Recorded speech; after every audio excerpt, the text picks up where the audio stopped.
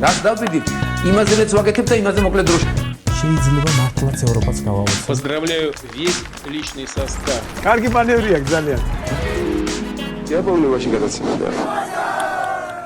ვაშა გადაცემის სპეციალური გამოშვება მოგესალმებათ.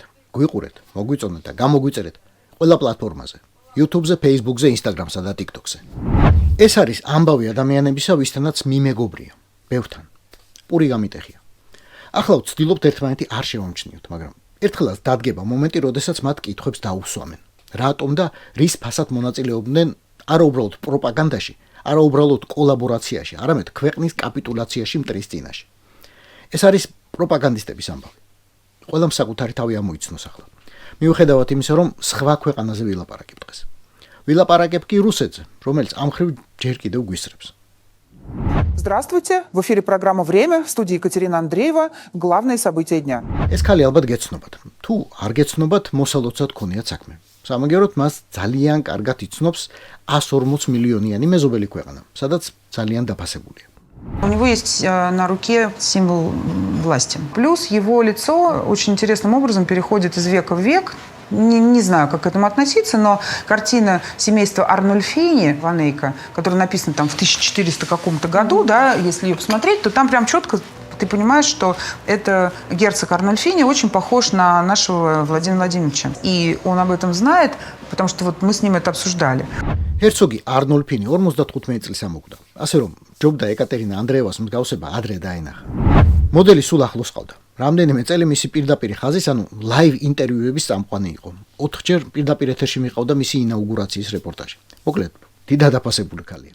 Если мы работаем на государственном телевидении, мы поддерживаем государственную политику, это априори. ეს ქალი და მისი იდეები ახლა გახდა საინტერესო, როდესაც ევროკავშირმა სხვა პროპაგანდისტებთან ერთად სანქციების სიაში შეიყვანა. გადაწყვეტილება იანვრის ბოლოს გამოქვეყნდა და მიუთითებს, რომ ანდრეევა გამუდმებით აქებს პუტინის რეჟიმს და ავრცელებს дезинформациასა და პროპაგანდას უკრაინისა და დასავლეთის შესახებ. ასე წერია. Вероятной целью украинской ракеты, попавшей в малазийский Боинг, мог быть самолет президента России. Вот они, последствия войны до последнего украинца, который киевский режим подталкивает коллективный Запад. Страны НАТО, кажется, сделали все, чтобы помочь украинским боевикам. Поставили оружие, обучили солдат, но все время что-то идет не так. ეკატერინა ანდრეევა დაფასებული ჟურნალისტია, როცა ვამბობ, გულისხმობ ამ სიტყვის ყველაზე პირდაპირ მნიშვნელობას. მისი ხელფასი უცნობია, მაგრამ მისი მეუღლე რესპუბლიკა სერბსკას წარმომადგენელია რუსეთში და ძალიან სერიოზული ბიზნესი აქვს. ანდრეევას აქვს მონტენეგროსა და ჰონდურასის მოქალაქეობა და მოსკოვში მხოლოდ პროგრამა ვრემიას ჩასაწერა ჩამოდის ორ კვირაში ერთხელ. ძირითადი სახლი ადრიატიკის ნაპირზე აქვს, 10 მილიონ ევროთ შეფასებული, რომელსაც სანქციების გამო ალბათ ვეღარ ნახავს, როგორც Салавьёви вегарაზროს ნახავს თავის ორ ვილას კომოს ტბაზე. В приступе русофобии латвийские власти запретили исполнять легендарную «Катюшу», которую любят несколько поколений в нашей стране и за рубежом. ანდრეევა არ არის პუტინის ერთადერთი საყვარელი ჟურნალისტი და ერთადერთი დაფასებული რუსეთში. არის კიდევ პაվել ზარუბინი, რომელსაც ტელეკომპანია დოჟმა პუტინის მთავარი პათხალიმი, ანუ მთავარი მლიქვნელი დაარქვა. ახალგაზრდა კაცმა, სულ ახალგაზრდა, რაღაცი დაიმსახურა, რომ არათუ მთავარ სხეულთან მიუშვეს, არამედ ის სხეული ან მისი რომელიმე ორეული მაინც ლამის ხელიდან აჭმევს და ასმევს. А тебе сейчас принесу очень. Я сейчас принесу. Спасибо большое. ზარუბინიც მიხვდებოდით სანქციათა იმავე სიაში მოხვდა ახლა. რუსი პროპაგანდისტების დაბლოკვა ევროკავშირმა და დასავლურმა ქვეყნებმა თავიდანვე დაიწყეს. პირველები ამ სიაში მოხვდნენ სალავიოვი, გაზპრომედიას ხელმძღვანელი წიკა კანდელაკი, მარგო სიმონიანი და მისი უკვე მზეციურად სანქცირებული ქმარი კეოსაიანი, ოლგა სკაბეევა, მაშა ზახაროვა. Я комментировал спорт, вел мероприятия. Я что, в политику сувался? Нет. პროჭრვილელობა რომ გადავარდება, ბევრი იტყვის იმავეს, რასაც ახლა დიმიტრი გუბერნიევი ამბობს. კაცმა რომ თქვა, სპორტული კომენტატორია და ევროკავშირის სანქციები წესით არ უნდა ეხებოდეს, მაგრამ ეს განსაკუთრებული სპორტია. 2022 წლის მარტში გუბერნიოს ანდეს უდიდესი პროპაგანდისტული მიტინგ-კონცერტის წაყვანა, რომელსაც უნდა დაედასტურებინა უკრაინას შეჭრის საერთო სახალხო მხარდაჭერა. გარდა ამისა, სანქციების განმარტებაში ნათქვამია, რომ ის არის სახელმწიფო ტელევიზიის დირექტორისა და რუსეთის სპორტის მინისტრის მრჩეველი, ჩინოვნიკი. И, конечно, для меня это имеет значение. Да, я когда веду концерт, я вообще, так сказать, ну вот читаешь письма фронтовиков, там у меня накатывают слезы. მე რა შუაში ვარ, მე ჩემს საქმეს ვაკეთებდი. იტყვის ოდესმე სერგეი პოლუნინიც, ლონდონის სამეფო ბალეტის ყოფილი პრიმა და ბავარიის სახელმწიფო ბალეტის ყოფილი ვარსკვლავი. ან არ იტყვის. მართლა ისე როგორ უნდა მოიჭრა თავი და მსოფლიო სცენის ყველა გზა, რომ ბალერონ კაცს ევროპად ჩაგიხურონ საერთოდ. ხოლო თეატრები კი არა, მთელი კონტინენტი. რა უნდა ჩაიდინო, რომ ჩააქოცო ჰოლივუდის კარიერაში, რომელიც გეხსნებოდა.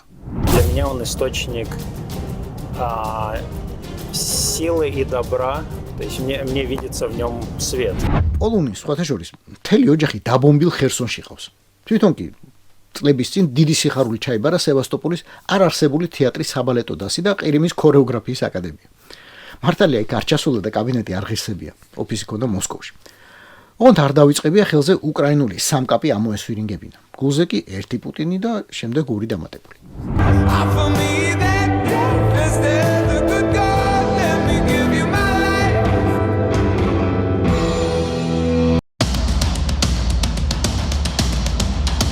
Где Путин? Это первое, что он сознательно... სოფლიოს ვარსკვლავი არასდროს ყოფილა, მაგრამ რუსეთში საკმარისად პოპულარულია ვინმე რომან ჩუმაკოვი, ანუ რომა ჟიგანი, რეპერი, რომ ევროკავშირის დაბლოკილ პროპაგანდისტთა სიაში მასთან ერთად მოხვედრილიყო. ჟიგანი გამუდმებით აგროვებს ფულს უკრაინაში მებრძოლი რუსებისთვის და საერთოდ არ მალავს, რომ უკრაინასთან ერთად ბელარუსი შეერთებაც უნდა რუსეთში. Рома, ну и тебе достается микрофон, в который мы ждем от тебя. Ведь этот человек легенда. Он наш кумир. Создайте для него шума, чтобы слышал весь мир! ჟურნალისტები და მსახიობები, მომღერლები და მოცეკვავეები. პუტინის პროპაგანდაში ყველას აქვს თავისი ადგილი. შიდა კონკურენცია არა მხოლოდ მოსულ, არამედ წახალისებულია. ვინ უფრო კარგად მოერგება უფროსის ხრახნს. Почему для передач вы выбираете четверг? Четверг? Сегодня четверг? Понятия нет. Это случайность. პროგრამა ვესტის წამყვანი მარია სიტელი ამავდროულად სრულიად რუსეთის ქალთა ორგანიზაციის ხელმძღვანელია. გრანტების მოსაპოვებლად კი არ ჭირდება ბრძოლა. სახელმწიფო ბიუჯეტზე კიდია ძალიან ტკბილად. ეს და ამისთანები თუ ოდესმე რამეს ინანებენ და შეინანებენ, დაჯერება რთული იქნება ძალიან. Сегодня в Киеве неонацисты из батальона «Азов» напали на офис телеканала «Интер», а поводом для недовольства стало нецензурное высказывание одной из технических сотрудниц.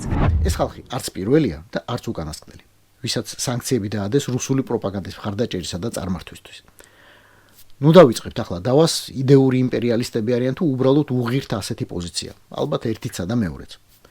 კი, რთულია ევროპაში. თბილის ზღვის ან ცივი ტბის ნაპირზე დიდებული სახლების დაკარგვა, ანგარიშების გაყინვა, საზღვრების ჩარაზვა, მაგრამ რუსული რეჟიმი იხდის ამისთვის. რუსული რეჟიმი კარგად იხდის საქართველოს. ფაქტია, რომ ადამიანებს უღირთ გადაბიჯება საკუთარ წარსულზე, საკუთარი ოჯახების წევრებზე, მეგობრებზე. როდესაც დადგება დრო და მოუწევთ პასუხისგაცემა, აუცილებლად იტყვიან მე ჩემს საქმეს ვაკეთებდიო და მართლებიც იქნებიან. თავიანთ საქმეს აკეთებენ. პროპაგანდას. კარგადაც აკეთებენ. ზედმეტად დახვეწილი გემოვნებისთვის ნამეტანი უხეშად, მაგრამ როგორც წლების გამოცდილებამ დაადასტურა, ზუსტად ასე ყოფილა საჭირო პროპაგანდა. ეგ მათი გამოგონილი არა, უბრალოდ კარგად ისწავლეს.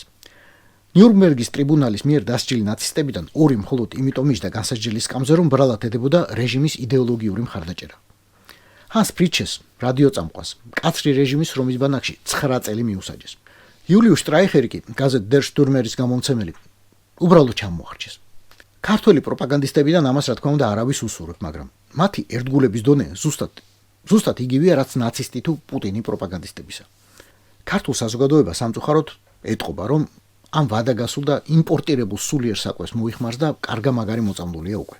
ძალიან ხშირად. დღევანდელი პროპაგანდა დიდი ხანია გაცდენილია დისკუსიას პარტიული პროგრამების, კონკრეტული ძალის ან პოლიტიკოსის მიმართ სიმპათია, ანტიპათიის შესახებ. იქ სადაც გაუქმებული არჩევნები და უბრალოდ აკრძალულია პარტიები. პროპაგანდას ერთადერთი მიზანი რჩება, ერთადერთი. უფრო ღრმად ჩასვლა და ბრძოლა სახელმწიფოს საფუძვლებთან. სხვა სახელმწიფოს შეკვეთით, ინტერესთა და იქაური ემისრის გადმოგდებული ფულით. რა თქმა უნდა, ფული მაგ საქმეში იქნება. ეს იყო ვაშა გადაცემა, სპეციალური გამოშვებით, თენგიზ გოგოტიშვილის პოდკასტი. გვიყურეთ, მოგვიწონეთ და გამოგვიწერეთ YouTube-ზე, Facebook-ზე, Instagram-სა და TikTok-ზე.